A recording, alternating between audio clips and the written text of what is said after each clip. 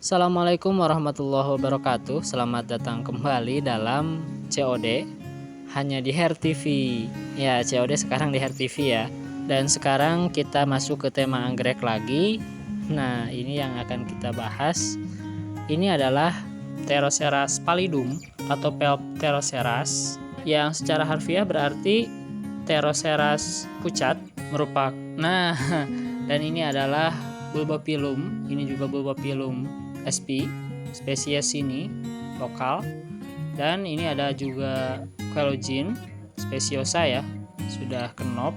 Ya, memang saya sengaja disatukan dalam satu tempat atau satu lingkungan ya, biar mudah aja ngeceknya.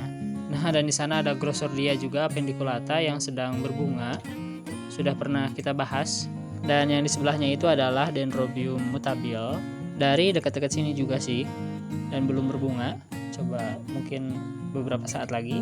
Kemudian ini ada Vanda juga, ada dari Apendicula juga atau Agrostophyllum, entahlah, belum saya cek. Ada beberapa anggrek, banyak sih, lumayan. Dan ini anggrek spesies yang kebanyakan saya belum cek ID-nya. Oke lah, sekarang kita fokus dulu ke si Pteroceras pucat ini. Sedang berbunga cukup lumayan banyak sih dalam satu waktu, biasanya tidak bersamaan seperti ini.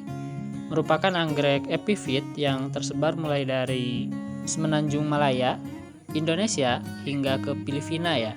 Yang umumnya ditemukan mulai dari 900 sampai 1200 mdpl, walaupun juga bisa ditemukan, tapi cukup jarang ya, di ketinggian 500 hampir ke 600 mdpl biasanya.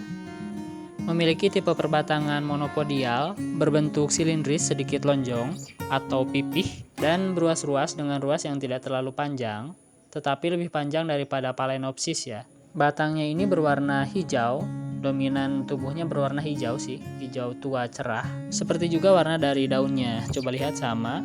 Dan kemudian ini adalah bagian akar, ya, karena termasuk ke dalam tribu Vandae, dia memiliki akar yang mirip-mirip akar Vanda, tetapi lebih kecil dan lebih pipih, hampir-hampir ke Ascocentrum lah. Kemudian ini adalah bagian dari daunnya. Daunnya memiliki bentuk lancet ya, dengan panjang sekitar 7-10 cm dan mirip dengan daun dari Grossordia pendiculata. Hanya saja daun Grossordia pendiculata ini lebih kecil dengan ujung yang runcing dan agak menekuk ke dalam ya. Sementara daun dari si pucat ini lebih lebar dengan ujung yang membelah. Kemudian untuk bunga, tangkai bunganya tumbuh dari batangnya, dari samping, ini dari dekat akar, masih di bawah. Sebentar kita cari dulu sudut yang enak. Ini cukup banyak ya bunganya. Dari sini aja kali ya. Nah, itu yang warna ungu, itu adalah tangkai bunganya. Dan tumbuh lebih dari satu tangkai bunga itu biasa ya untuk anggrek jenis ini. Yang dari setiap tangkai bunganya ini bisa tumbuh 5-10 bunga yang mekar secara bersamaan ataupun berangsur ya. Nah, coba lihat yang kecil itu. Nah, ini adalah bunga yang masih kenop ya, kenop dan masih muda. Mungkin sekitar 2 atau mungkin 5 hari lagi baru mekar. Nah, ini maksud saya masih sangat-sangat kecil, berbentuk bola telur dengan ujung yang sedikit meruncing. Nah, kemudian ini adalah bentuk dari bunganya, sudah ditampakkan dari tadi kan. Berukuran ya, termasuk ke dalam anggrek yang berukuran kecil ya bunganya, dimana lebar total maksimal bunganya ini tidak sampai 2,5 cm lah.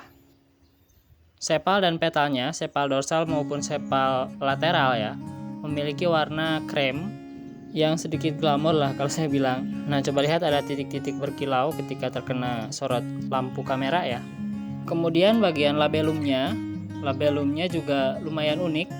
Konsep bentuknya memang mirip dengan labellum yang dimiliki oleh Pteroceras, walaupun sudah pindah ya, kita bahas nanti. Labellum 3 lobus dengan lobus sampingnya membentuk semacam kepakan sayap dan kantung di bagian depannya, seperti Pteroceras teres.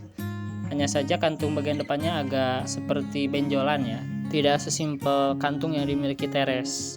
Kemudian tugu atau kolumnya juga terlihat lebih tegak, atau sama aja ya, saya lupa. Mungkin nanti kita masukkan teres, gambar Pteroceras teres di sampingnya biar kita lihat perbedaannya ya. Kemudian untuk lobo sampingnya, dia memiliki warna merah bata ya, merah bata agak kecoklatan, dengan pangkal yang agak kekuningan membentuk gradasi warna. Sementara warna kantungnya ini putih ya. Kemudian untuk sepal dan petalnya, sepal dorsal, sepal lateral, dan petal lateral, dia memiliki bentuk dan warna yang serupa. Bentuknya tidak serupa tetapi hampir serupa, berbentuk bulat telur, agak memanjang, dan agak menyempit ke pangkalnya atau lebih ke oblanceolate ya, dengan ujung yang sedikit runcing. Dan karena ukuran kolom yang terbilang cukup panjang, anggrek ini cukup mudah untuk dibantu penyerbukannya dan terbilang sangat jarang gagal ya. Nah, ini adalah contoh seed atau pengambilan gambar yang tidak profesional. Seed atau buahnya hasil penyerbukan yang saya bantu di musim berbunga kemarin, sekitar seminggu 2 minggu yang lalu. Karena mereka memang tidak memiliki masa berbunga ya, berbunga sepanjang tahun meskipun hanya mekar sehari dan sangat wangi sih. Nah, ini adalah bentuk dari buahnya, berbentuk silinder, berwarna hijau tua cerah dan cukup panjang sih, sekitar 7-10 cm.